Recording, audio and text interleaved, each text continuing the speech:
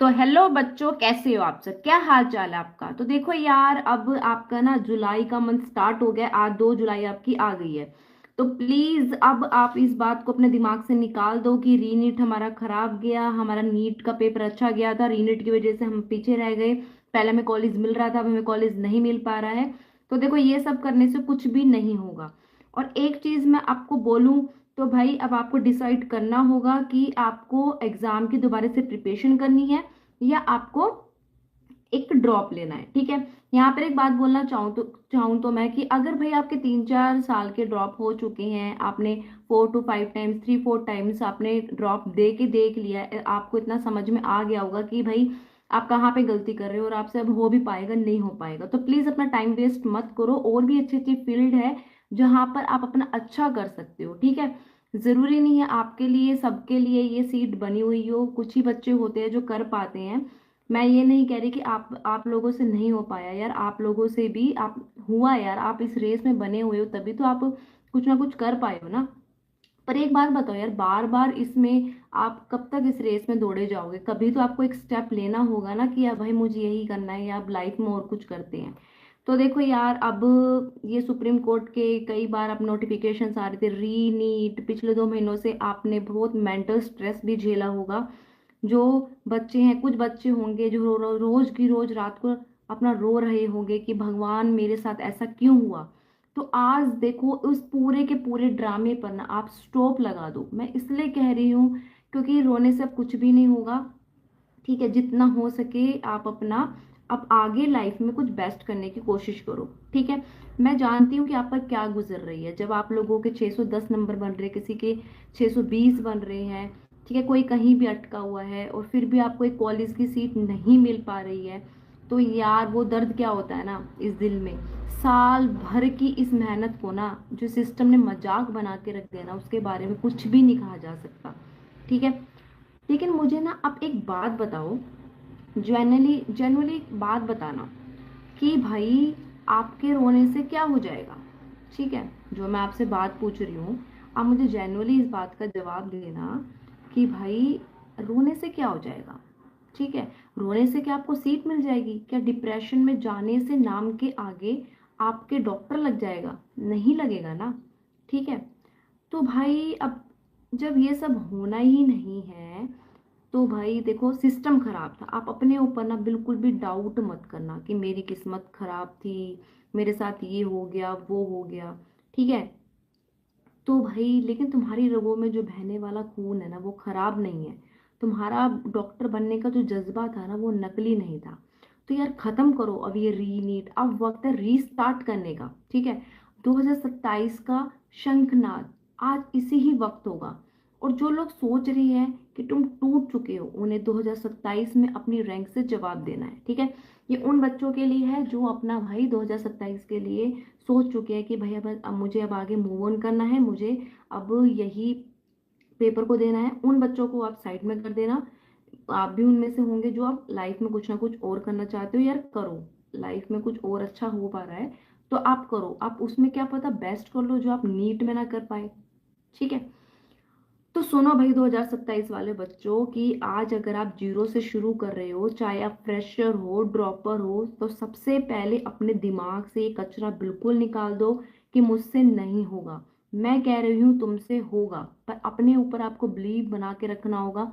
आप अपने ऊपर अगर बिलीफ रखोगे ना, तो कोई भी कुछ नहीं कह सकता। जो ये बोलते हैं ना, चार लोग गली मोहल्लों के लोग हैं, आपके फ्रेंड्स भी होंगे उसमें इंक्लूड, रिश्तेदार भी होंगे, कई कई बच्चों में जिनके पेरेंट्स भी होंगे वो भी सपोर्ट नहीं कर रहे होंगे। लेकिन अपने ऊपर आपको बिलीव रखते हुए ये अपने आप पे विश्वास करना होगा, नहीं मैं कर लूंगा। देखो 2027 में कंपटीशन और बढ़ेगा, ये कड़वा सच है। ठीक है। आपको पता है अब ऑफलाइन मोड से सीबीटी मोड में आपका एग्जाम कंडक्ट करवाने की बात हो रही है, तो थोड़े बहुत तो चेंजेस आएंगे ही। ठीक है। और भाई आपने जो कट ऑफ देख रही हो आप, डे बाय डे वो कट ऑफ बढ़ भी रही है। तो भाई अब अगली बार आपको उस कट ऑफ के पार जाना है, तो आपको भाई बहुत ही बढ़िया तरह से अपना प्लान करना होगा, स्ट्रेटेजी प्लान करनी होगी, अपने माइंड को बिल्कुल फ्रेश रखना होगा। ठीक है। तो भाई हमारा टारगेट ना अब 600 या 620 नहीं रहेगा, हमारा टारगेट रहेगा हमें 700 प्लस मार्क्स लेके आने हैं अपने, कैसे भी करके। ठीक है। तो इसके लिए सबसे पहला मैं आपको रूल बताऊं तो दफन कर दो उन पुरानी यादों को। तुमने 2026 में क्या गलतियां की? क्या तुम टेस्ट देने से डरते थे? क्या तुम्हारी फिजिक्स कमजोर थी? क्या तुमने ऑर्गेनिक केमिस्ट्री के मैकेनिज्म रटे थे? एक डायरी उठाओ और आज अपनी सारी कमजोरियों को लिख डालो। जब तक बीमारी का पता नहीं चलेगा तब तक भाई आप डॉक्टर बन के कैसे इलाज करोगे? ठीक है। तो चलो भाई, मैं जब भी डिमोटिवेट होती हूँ, मैं अलग सर है, ऐसे ही मेरे एक दो मेंटर रहे हैं जिनकी मैं वीडियो सुन लेती हूँ, तो मैं आज अलग सर के स्टाइल में ही आपको कुछ फॉर्मूले बताती हूँ। जैसे वो कहते हैं ना कि भाई देखो, देश के कोने कोने से एक रिक्शे वाले बच्चे ने एम्स तक वो पहुंच गया, तो भाई आप लोग क्यों नहीं पहुंच सकते?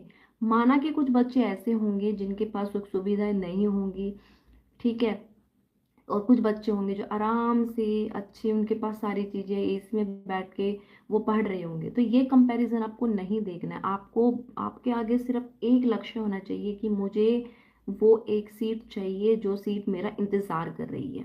ठीक है। तो भाई एनसीईआरटी है ना, एनसीईआरटी को अपनी गीता बाइबल बना लो। अब वो जमाना गया कि ऊपर ऊपर से पढ़ लिया बायोलॉजी और इनऑर्गेनिक एनसीईआरटी की एक एक लाइन, हर एक डायग्राम के नीचे का कैप्शन तुम्हें रटना होना चाहिए।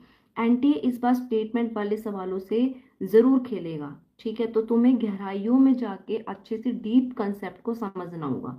डेली 50 एमसीक्यू का चैलेंज आपको रखना होगा।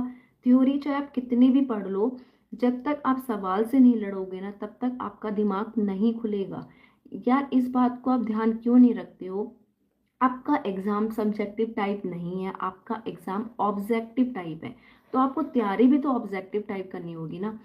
एक टाइम आएगा जब आपका थ्योरी कंप्लीट हो जाएगा, तो आपको उस थ्योरी को दोबारा रिवीजन करने के लिए मैं आपको बस यही बोलूंगी कि आप क्वेश्चन प्रैक्टिस के थ्रू अपनी थ्योरी को उस टाइम रिवाइज करना। ठीक है। तो भाई क्या करना है आपका? फिजिक्स आपने मान लो कोई भी पार्ट पढ़ा है, आज आपने इतने चैप्टर कर लिए हैं, तो आप उनके न्यूमेरिकल्स हैं, क्वेश्चन प्रैक्टिस आपको जरूर करनी है। ठीक है।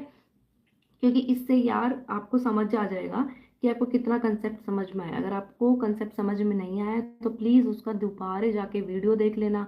सेल्फ स्टडी करो तो सेल्फ स्टडी कर लेना। ठीक है। जैसे भी आपसे हो पाए आप जरूर कर लेना।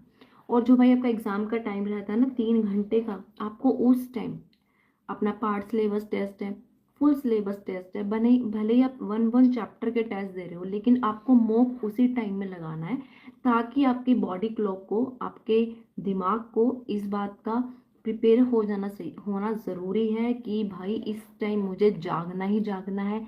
ना किसी से बात करनी है, ना कोई रील स्क्रॉलिंग करनी है। सबसे पहली बात तो भाई, अगर आपको लाइफ में कुछ अचीव करना है तो आपको डिसिप्लिन बनाना होगा। बहुत सारी जो डिस्ट्रैक्शन वाली चीजें हैं उसको आपको अपनी लाइफ से कुछ टाइम के लिए साइड करना होगा। अगर आज आप ये सब कर लोगे ना, तो भाई जो आपकी आगे की लाइफ है वो बहुत ही मजेदार हो जाएगी।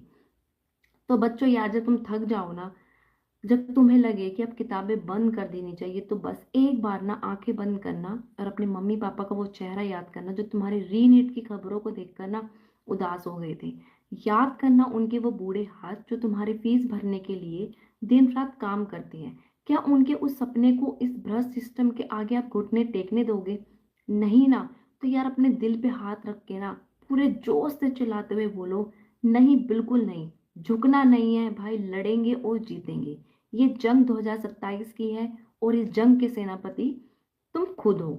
तो चलो आज इस वीडियो के कमेंट सेक्शन को एक कसमनामा बना देते हैं। जितने भी शेर और शेरनियां इस बार 2027 में इतिहास रचने के लिए तैयार है, अभी के अभी कमेंट सेक्शन में अपनी हाजिरी लगाओ और पूरे हक से लिखो कि हेलो मैम, मैं आ रहा हूँ, आ रही हूँ, मिशन नीट 2027 रीस्टार्ट एक्सेप्टेड। और एक और बात, इस वीडियो को ना अपने उन दोस्तों को भेजो जो कमरा बंद करके रो रहे हैं, उससे बोलो भाई खड़ा हो। ठीक है। अलग सर की सेना है ना, वो कभी रुकती नहीं है। चैनल को सब्सक्राइब करो, क्योंकि 2027 के इस सफर में मैं तुम्हारे साथ आखिरी सांस तक खड़ी रहूंगी। पढ़ते रहो, अलग जगाते रहो। ऑल द बेस्ट वेरी बच्चों।